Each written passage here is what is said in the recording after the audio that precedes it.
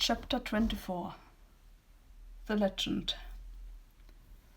Ichabod was horror-struck on perceiving that he was headless, but his horror was still more increased on observing that the head, which should have rested on his shoulders, was carried before him on the pommel of the saddle.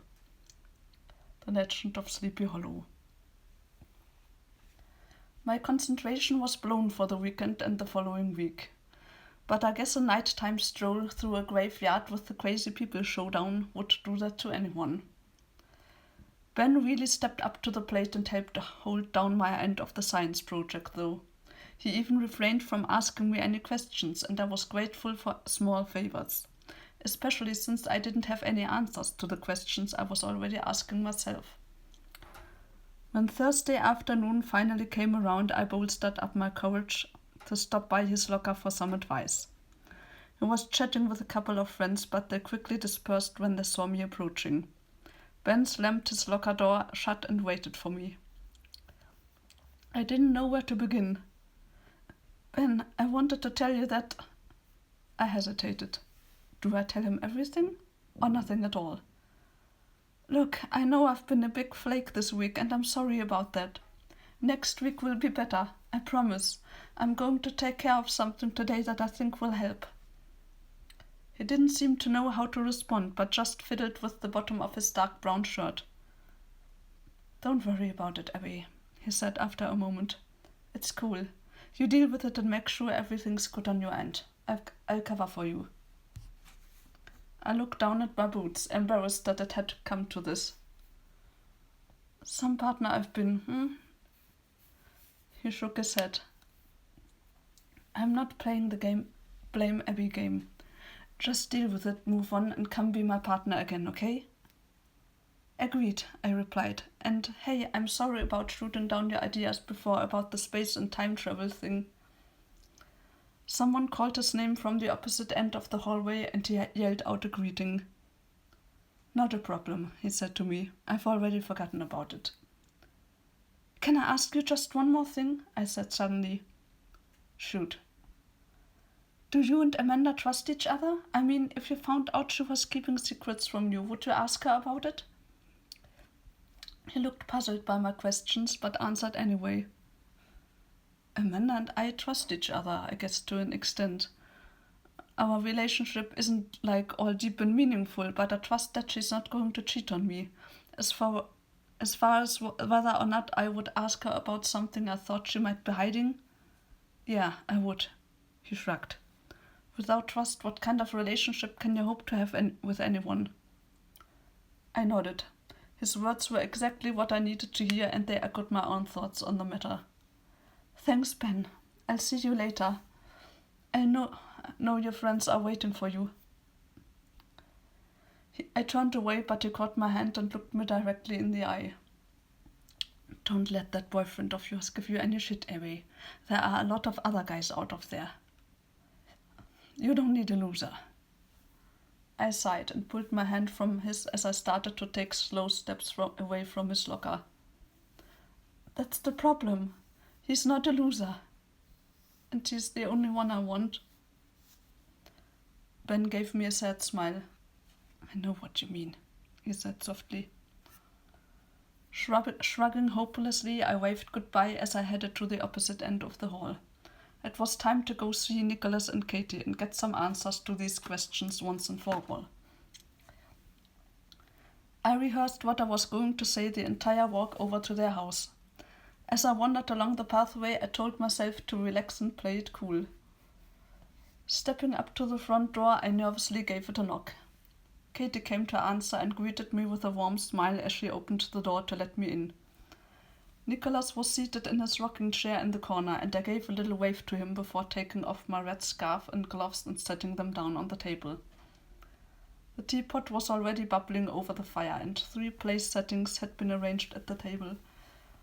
I seated myself at the spot I'd sat in last time and glanced around the cottage. Nothing had changed. It still felt warm and cozy inside. We're glad you came, Katie said, sitting down at the table with her knitting needles in hand. I gestured to the pile of yarn in front of her. I'm glad to see you're feeling better. Did Nicholas pass along my well wishes and words of thanks to you?" She beamed. "He did, and I'm so happy that you liked the gifts. Something just told me red was your color." I smiled at her. I didn't know when or how to start asking my questions, so I turned to face Nicholas in the corner and plunged in. "I'm really sorry about what happened the other night. I didn't know why Caspian was acting that way. Did you get a chance to tell Katie about it yet?" He nodded once as he spoke. "I've told her everything. I'm sure you must have some questions for us." I nodded in return. "Yeah, I do." "Before you begin, though," he said, "I want to let you know that Katie and I have come to admire you a great deal in this short amount of time, and we think of you as we would our own granddaughter." I couldn't contain my megawatt grin. "Really? I'm honored. I think of you the same way. It feels like we've known each other for much longer than we actually have." "That may be because in some ways we share a very special bond." I stared at him, wondering what that might be exactly. "You see, Abby, there is something unique about you, and your young man sees it too." "His name is Caspian, and I certainly hope he sees something special in me." I grinned at Katie, but she didn't smile back. It was then that I got the faintest twinge of uneasiness in my stomach. "Go on," I urged Nicholas. "I didn't mean to interrupt." He turned to watch the fire as he continued speaking. "The other night, when Caspian was trying to defend you, he only thought he was doing what was right. Like I said, there are strong feelings there, and I think that might be the reason behind his actions." I was getting frustrated now and wanted him to get to the point, instead of telling me things I already knew.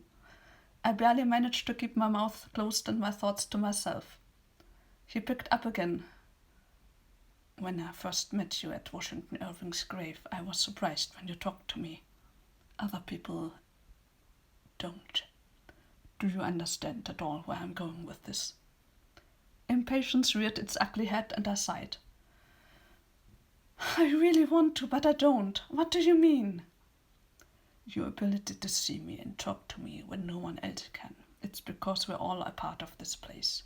We have a connection to Washington Irving and the legend of Sleepy Hollow." I began panicking, but stubbornly clung to the small hope that he was joking for some strange reason.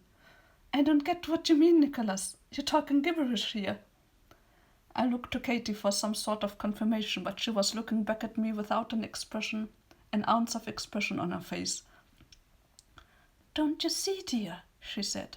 "Caspian was afraid of Nicholas because he still doesn't fully understand us." I felt my heart start to beat harder and my breath came quicker. Was I hyperventilating? Was this what a heart attack felt like? I tried to keep calm, but the crazy talk in the room was starting to go to my head. "What's there to understand?" I asked Katie. "He's just a harmless old man, and you're harmless too, right?" I immediately thought back to the peppermint tea I had consumed here. Good God, do these people put crazy leaves in their tea? I stood up and paced around the room.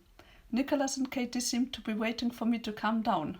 They were watching me with guarded expressions, and I heard Caspian's words in the back of my head. "They're not what they seem, Abby. There's more to whatever bogus story he told you." I stopped pacing mid-thought and turned back to them with a big smile on my face. "I get it. You two are like some of those people who pretend they're part of living history or something, right? You get dressed up and go to battlefields and stuff like that. Only since we live in Sleepy Hollow, you pretend you're a part of that. I get it." Relief flowed through me when I figured it out. They just took their acting a bit too far. Katie shook her head at me. "We don't pretend we're from the legend. We are the legend." Rolling my eyes, I looked over at Nicholas. "Seriously, come on, guys. I need you to be straight with me." Nicholas rose from his chair and stepped closer to me. I felt the change happening again and power filled the air. "I know it's hard, Abby, but you must believe us," he said gently. "Katie's full name is Katrina Van Tassel. We have proof. A birth record, pictures, and more." I scoffed at him. This was going too far. "And who are you supposed to be? Ichabod Crane or Brom Bones? The legend says that she married Brom, but I always had my suspicion that Ichabod came back into the story.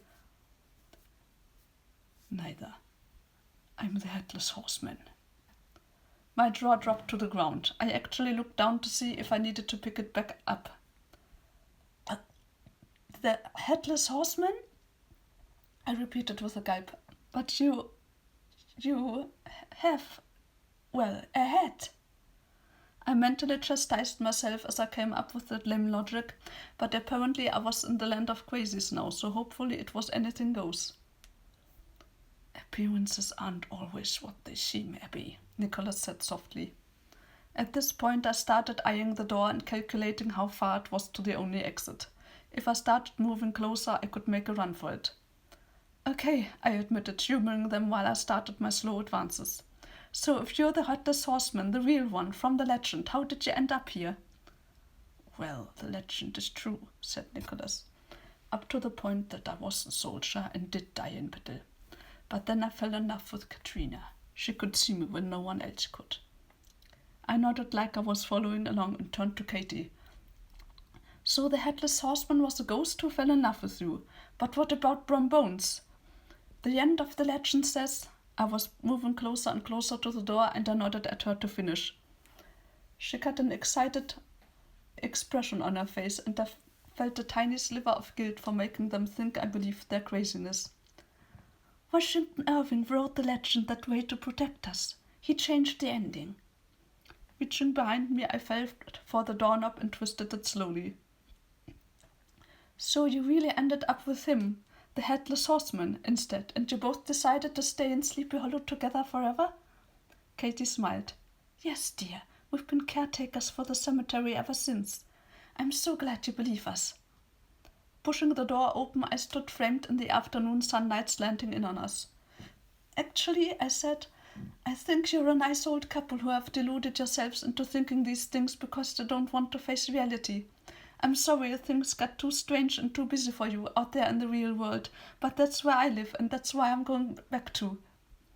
I turned and sprinted down the path for all I was worth, leaving my gloves and scarf behind, leaving behind the warmth and friendship I thought I had, and leaving a piece of my broken heart behind for those poor lonely people